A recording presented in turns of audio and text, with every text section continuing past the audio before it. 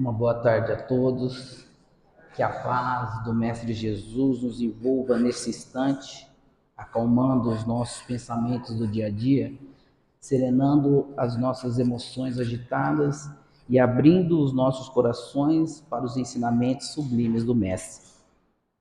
Então, peçamos permissão à espiritualidade amiga para que possamos compreender, não apenas com a inteligência, mas sobretudo com a sensibilidade da alma, a mensagem que hoje nos reúne aqui para refletirmos, que era amar aqueles que nos ferem.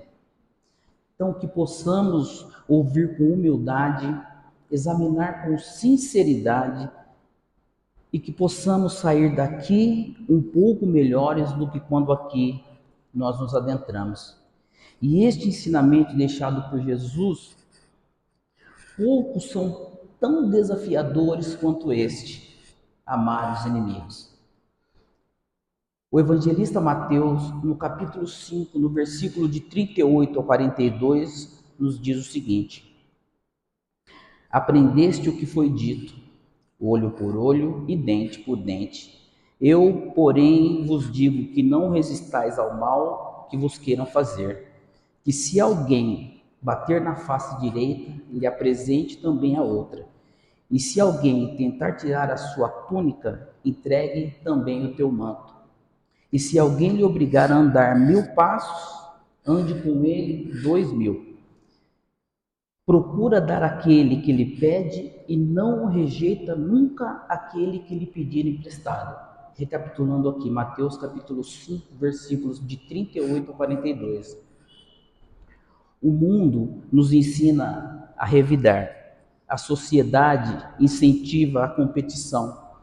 O orgulho estimula a resposta imediata. Entretanto, o Cristo apresenta uma resposta revolucionária, que é responder ao mal com o bem. Na visão espírita, esse ensinamento não é uma poesia simbólica, nem um exagero moral. É lei espiritual, é mecanismo de libertação, é um instrumento de progresso. Amar o adversário não significa concordar com a injustiça, não é uma submissão cega, não é permitir abusos, trata-se de um exercício íntimo de elevação moral, no qual nós não escolhemos alimentar o ódio, não perpetuar a vingança, não carregar correntes invisíveis que nos aprisionam através dos ressentimentos. Quando Cristo nos conclama a amar aqueles que nos ferem, ele não está sugerindo uma simpatia forçada, nem uma convivência imprudente. O ensinamento registrado no Evangelho esclarece que amar o inimigo não significa retribuir o mal com o mal, não cultivar o ódio, não desejar a vingança e, sobretudo, desejar-lhe o bem. Na ótica espírita, o inimigo raramente não surge por acaso. Muitas vezes é um espírito ligado a nós por existências pretéritas, reencontrando-nos na atual existência para reajustes necessários. A doutrina espírita, codificada por Allan Kardec, nos ensina que as relações humanas são campos de aprendizado e que os conflitos são instrumento de crescimento moral. Quantas vezes o adversário é aquele que toca na ferida do nosso orgulho? Na verdade, aqui o nosso adversário é aquele que fala verdadeiramente o que a gente precisa ouvir, né?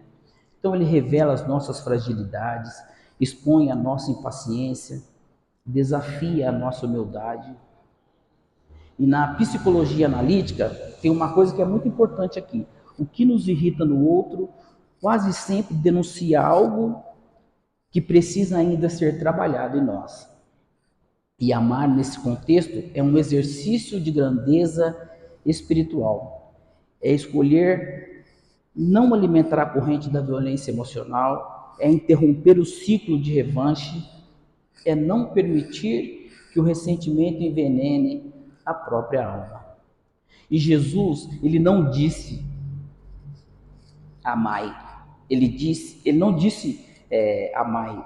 Ele não disse gostar, ele disse amai os vossos inimigos. E aqui o amar é uma atitude consciente. E a doutrina espírita amplia esta compreensão ao nos mostrar que as relações humanas não começam nessa existência. Muitas vezes, aqueles que nos desafiam são espíritos com os quais já tivemos conflitos no passado, e a reencarnação surge como oportunidade de reconciliação. Quem são os nossos inimigos? Sobre a ótica espiritual, o inimigo não é apenas aqueles que nos declaram oposição. Pode ser alguém que nos critica, quem nos trai, quem nos difama, quem nos humilha, quem nos decepciona profundamente. E às vezes o adversário, ele é silencioso. Ele está no nosso ambiente de trabalho, na nossa família, na convivência cotidiana. E há ainda um detalhe essencial: o verdadeiro inimigo, muitas vezes, ele não está fora, mas dentro de nós. Pode ser o nosso orgulho ferido, a nossa vaidade atingida, o nosso egoísmo magoado, enfim. Jesus nos convida a transcender a reação instintiva. E ele não pede sentimento imediato de afeição. Ele nos propõe uma postura moral. E amar nesse contexto não significa desejar vingança, não alimentar pensamento destrutivo, não trabalhar contra a felicidade do outro. Jesus nos pede que oremos por quem nos ofende e que possamos desejar que o outro também cresça. E isso aqui é uma grandeza espiritual, né? O mal, ele não se combate com o mal. Quando respondemos à agressão com agressão, criamos um ciclo de sofrimento que se perpetua. O princípio de causa e efeito explicado pela doutrina espírita nos mostra que toda ação ela gera uma consequência. Se agimos com violência moral ou física, plantamos novas dores para o futuro. E o perdão sincero, ele interrompe esse ciclo. Perdoar não é esquecer por fraqueza, é libertar-se por consciência. Quem guarda rancor carrega um peso invisível, vive preso ao passado, revive mentalmente a ofensa, alimenta o diálogo interior de revolta. Ao escolher a tolerância, quebramos essa corrente. E muitos dos conflitos atuais podem ser reencontros providenciais. Se compreendermos que a vida é continuidade, começamos a enxergar as dificuldades como oportunidades de reajuste. E às vezes, amar o inimigo é aceitar a prova com serenidade, sem ampliar o conflito. Orar por quem nos prejudica é colocar o evangelho do Cristo em prática. Jesus orienta a orar por aqueles que nos perseguem, e essa recomendação é profundamente terapêutica. Quando oramos por alguém que nos feriu, suavizamos o nosso campo mental. Evitamos sintonias com vibrações inferiores. Elevamos o padrão vibratório espiritual da nossa relação com quem quer que seja. A oração sincera modifica quem ora. Pode levar tempo, pode exigir esforço, pode ser um exercício diário, mas realmente transforma. E alguns aqui poderiam me perguntar: mas isso não é fraqueza? Não estaria incentivando o erro do outro? E a justiça? A doutrina espírita, ela é clara. Amar não significa compactuar com as injustiças. Podemos e devemos buscar proteção quando necessário. Podemos recorrer aos meios legais, podemos estabelecer limites. Porque o Cristo nos pede que não permitamos que o ódio governe as nossas atitudes. A firmeza, ela pode coexistir com serenidade. E é possível afastar-se de alguém tóxico sem lhe desejar o mal. É possível corrigir com equilíbrio e serenidade. O amor ensinado por Jesus não é uma submissão passiva, é maturidade espiritual. E sempre que orares, lembra-te dos teus desafetos, daqueles que deves diariamente incluir em teus pensamentos de paz, daqueles que, sem que saiba o motivo, não se afeliza contigo, daqueles que te inspiram menor simpatia, no entanto, estão sempre cruzando os teus caminhos, daqueles com os quais muitas vezes nunca conversastes, mas vive comentando a teu respeito. Oremos por eles. Na cruz, Jesus não amaldiçoou seus algozes. Ele intercedeu pelo Pai, dizendo: Pai, perdoa-lhes, eles não sabem o que fazem. E essa frase não é apenas bela, é revolucionária. Ele reconhece a ignorância espiritual como causa de todo o mal. E quando alguém nos agride, quase sempre age por desequilíbrio, por medo, por inveja, por orgulho, ou até mesmo uma dor não resolvida. Não é justificativa para o erro, mas é uma explicação para nós compreendermos aquele irmão. Quem compreende sofre menos. Enquanto amamos apenas os que nos agrada, ainda estamos no campo natural das afinidades. Quando conseguimos oferecer compreensão a quem nos desafia, começamos a nos aproximar verdadeiramente da caridade moral. E essa prática dissolve os débitos do passado, impede novos compromissos dolorosos, amplia a nossa paz íntima, nos aproxima das leis divinas. Não é tarefa simples, é um exercício constante. Talvez todos nós que estamos aqui não consigamos amar plenamente como nós queríamos, mas podemos começar evitando alimentar o ressentimento. Podemos dar o primeiro passo e a cada pequeno avanço é registrado na nossa contabilidade divina. O mundo ainda vive sobre a lógica da rivalidade, mas o Cristo nos convida a inaugurar dentro de nós a era da reconciliação. Que possamos sair daqui decididos a diminuir julgamentos, a ampliar compreensão, a exercitar a indulgência, a cultivar pensamentos de paz. Se alguém nos magoou, que possamos entregar essa dor a Deus. Se carregamos mágoas antigas, que possamos iniciar hoje o processo de libertação. Amar o inimigo é, no fundo, amar a própria alma, libertando-as das sombras, dos ressentimentos. Que a espiritualidade amiga nos fortaleça nas provas, que Jesus nos inspire nas decisões difíceis e que possamos ser instrumento de pacificação aonde houver o conflito. E que ao final dessa existência podemos olhar para trás e perceber que escolhemos a luz quando o caminho nos oferecia escuridão. Se fosse fácil amar apenas quem nos abraça, o Evangelho não teria atravessado séculos. Se fosse simples perdoar somente quem nos pede desculpa, nós não precisaríamos do Cristo como modelo.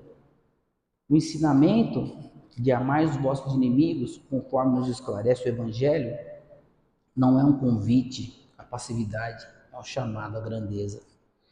O mundo ainda responde com gritos, os discípulos do Cristo respondem com consciência. O mundo devolve a ofensa, o espírito desperto devolve dignidade.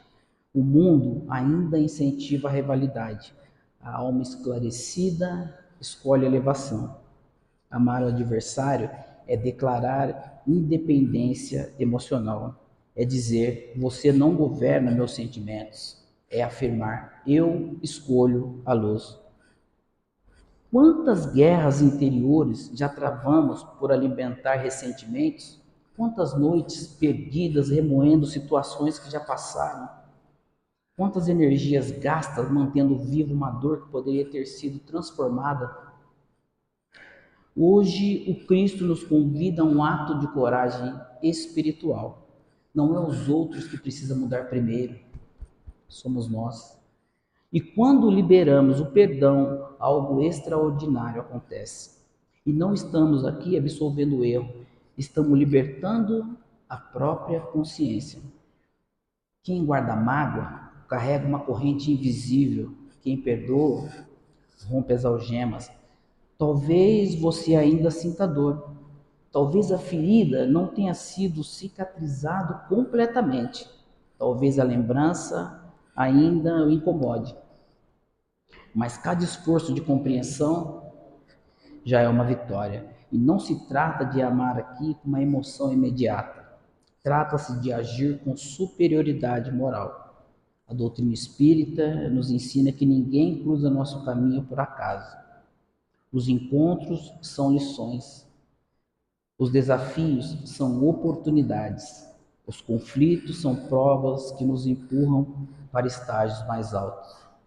O adversário pode ser, na verdade, um cooperador inconsciente do nosso progresso. E se olharmos por este ângulo, aqueles que nos feriu pode ter sido um instrumento da nossa evolução. E que revolução interior acontece quando nós compreendemos isso? Amar o inimigo não é fraqueza, é a maior demonstração de força espiritual. É maturidade, é lucidez, é sintonia com as leis divinas. Enquanto o orgulho grita, o amor silencia. Enquanto o ego exige revanche, a consciência ela pede o equilíbrio. Enquanto o instinto quer atacar, o espírito escolhe crescer. E é essa escolha que define quem nós estamos nos tornando. Meus irmãos, que saímos daqui não apenas com um discurso bonito na memória, que possamos sair daqui hoje com uma decisão no coração. A decisão de interromper ciclos, de diminuir julgamentos, de cultivar a indulgência, orar por quem não compreende os ensinamentos do Mestre, enfim, que possamos responder com serenidade onde antes nós reagiríamos com impulso. Talvez o mundo ele não mude imediatamente, mas o teu mundo interior, com certeza ele muda. E quando um coração muda, uma vibração se altera. E quando uma vibração se eleva, um ambiente se transforma. Quando os ambientes se transformam, a humanidade dá um passo adiante. Nós podemos ser luz. Nós podemos ser aquele que quebra a corrente da vingança na nossa família. Nós podemos ser aquele que encerra uma história de desavença que atravessou existências. Nós podemos ser aqueles que escolheu amar quando mais fácil seria odiar. E isso é grandeza espiritual. E que possamos, ao final desta caminhada terrena, olhar para trás e perceber que vencemos a batalha mais difícil, a batalha contra nós mesmos. Que o Cristo nos fortaleça nas provas, que a espiritualidade amiga nos sustente nas horas de tentação. Que possamos aprender a amar, não porque o outro merece, mas porque nós desejamos evoluir. E quando o orgulho tentar nos dominar, lembremos-nos, somos espíritos imortais em processos de aperfeiçoamento. Que escolhemos então a estrada mais alta. E caminhando aqui para as nossas considerações finais, que sejamos construtores da paz, que sejamos semeadores de reconciliação, que sejamos reflexos vivos dos ensinamentos do Mestre, e que ao deixarmos este recinto hoje, possamos carregar no peito não apenas emoção, mas propósito. E não estamos sozinhos nesse desafio.